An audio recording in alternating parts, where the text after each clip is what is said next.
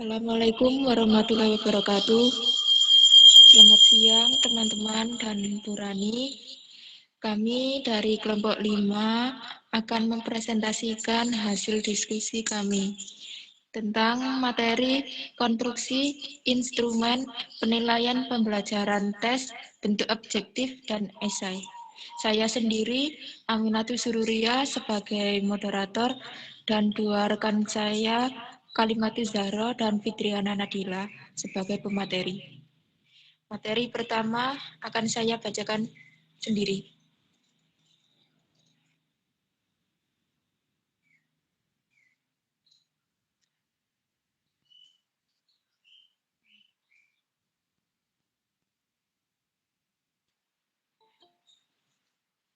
Tes objektif. Benar atau salah, true false. Bentuk tes benar salah adalah butir tes yang terdiri dari pernyataan yang alternatif. Jawabannya merupakan pernyataan benar atau salah. Item tes dibedakan menjadi dua macam, yaitu satu, item tes bentuk reguler atau tidak dimodifikasi, dan dua, item tes bentuk modifikasi. Ketentuan dalam membuat tes benar salah atau Soekardi 2011. Pernyataan item tes harus dibuat secara cermat. Guru harus mengonstruksi item tes benar salah agar siswa dapat menjawab semua item pokok, harus berisi spesifik yang terdiri dari atas materi yang diperlukan untuk menjawab benar tes tersebut.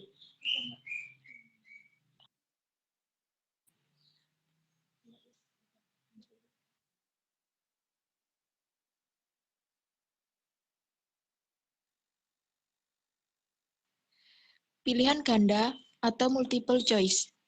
Pilihan ganda adalah suatu butir tes yang alternatif, jawabannya lebih dari dua option. Ketentuan-ketentuan yang perlu diperhatikan dalam menyusun tes multiple choice. Materi selanjutnya akan dibacakan oleh Mbak Zahro. Monggo Mbak Zahro.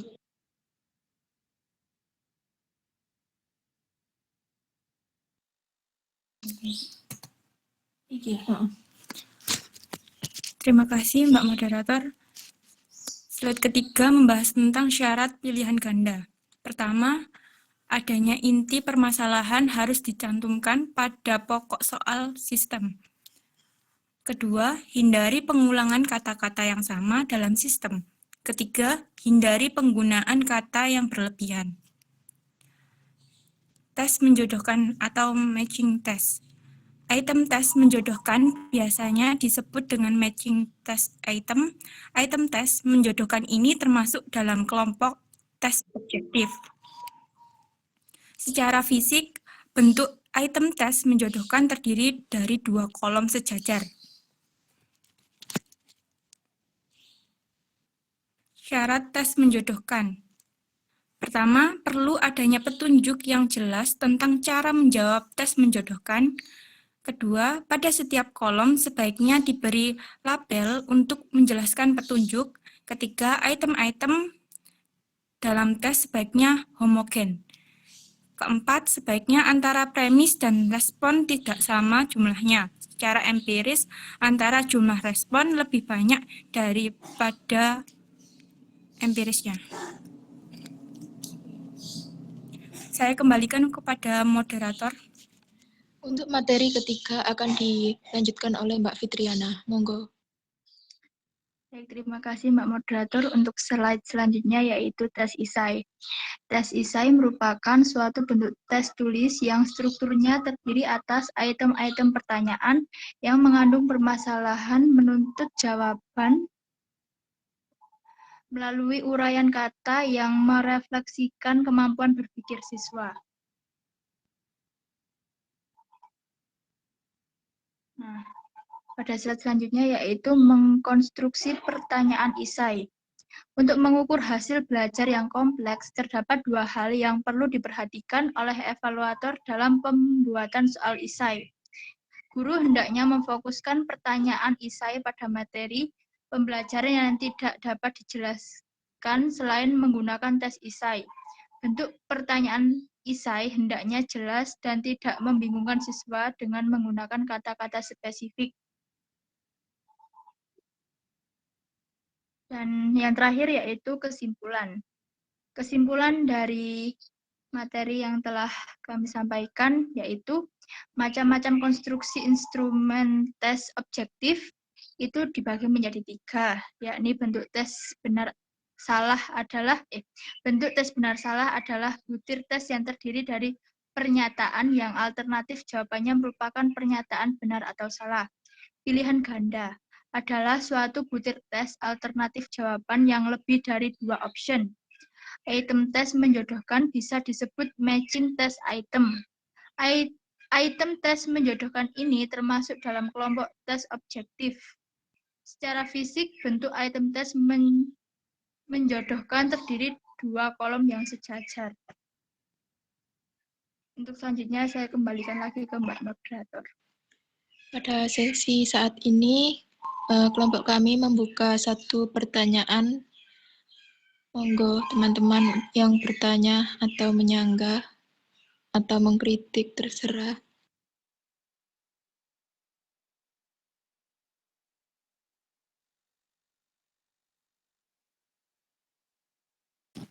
Saya izin bertanya, Mbak. Nggih, monggo Mbak Dina. Di slide apa ya yang menjodohkan tadi loh, tes menjodohkan. Di slide tes menjodohkan itu biasanya digunakan digunakan untuk peserta didik dari umur berapa? Apakah bisa digunakan untuk peserta di umurnya, maksudnya udah SMK gitu loh. Kita kan biasanya lihat kalau menjodohkan ini kan biasanya dibuat untuk anak yang masih TK gitu kan. Nah, ini bisa digunakan sampai umur berapa gitu?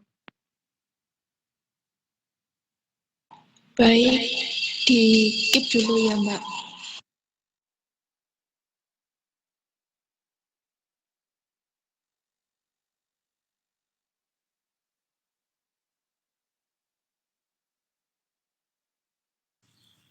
Menurut saya, tes menjodohkan itu, Mbak, dari TK sampai jenjang SMK atau SMA. Tapi tergantung dengan materinya. Kayak tingkatannya gitu ya, Mbak. Jadi ini bisa digunakan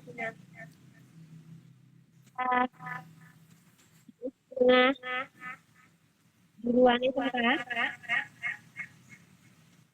Tapi Suaranya terputus-putus, Mbak. jadi sekolah menengah kejuruan SMK atau SMA.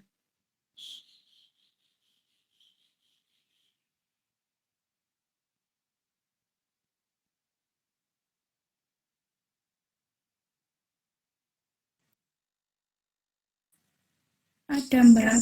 Jadi tes menjodohkan ini berlaku dengan semua jenjang sih.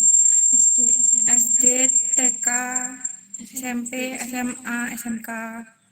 Tapi tergantung materinya dan tingkatan soalnya, kesulitan. Ya.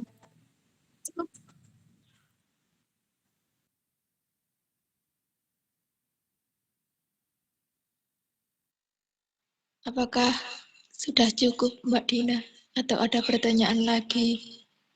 Sudah cukup Mbak Ria dan teman-teman. Terima kasih Mbak Dina. Bagaimana teman-teman yang lainnya? Kami membuka satu pertanyaan lagi.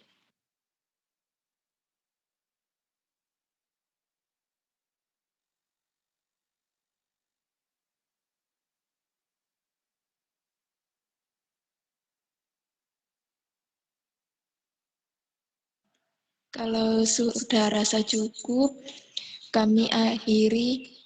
Wassalamualaikum warahmatullahi wabarakatuh. Waalaikumsalam warahmatullahi wabarakatuh. Assalamualaikum warahmatullahi wabarakatuh. Waalaikumsalam warahmatullahi wabarakatuh.